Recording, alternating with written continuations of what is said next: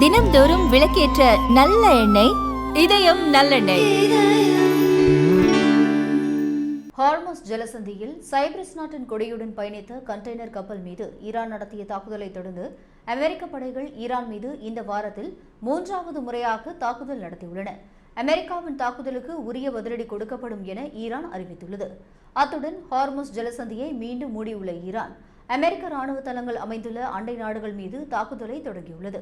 அமெரிக்காவின் நட்பு நாடுகளான கத்தார், ஐக்கிய அரபு அமீரகம், குவைத், பஹ்ரைன் ஆகிய நாடுகளை குறிவைத்து ஈரான் தீவிர ஏவுகணை மற்றும் ட்ரோன் தாக்குதல்களை நடத்தி வருகிறது. இந்த வான்வெளி தாக்குதல்களை எதிர்கொள்ளும் வகையில் அந்தந்த நாடுகளின் வான்வெளி பாதுகாப்பு அமைப்புகள் தீவிரமாக செயல்பட்டு ஏவுகணைகளையும் ட்ரோன்களையும் இடைமறித்து செயலிழக்க செய்து வருகின்றன. இந்த தாக்குதலை தொடர்ந்து பஹ்ரைன், கத்தார், குவைத் ஆகிய நாடுகளில் ராணுவம் உஷார் நிலையில் வைக்கப்பட்டுள்ளது.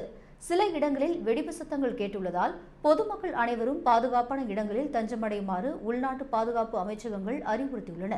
இதனால் மேற்காசிய நாடுகள் முழுவதும் மீண்டும் பெரும் பதற்றம் நிலவி வருகிறது.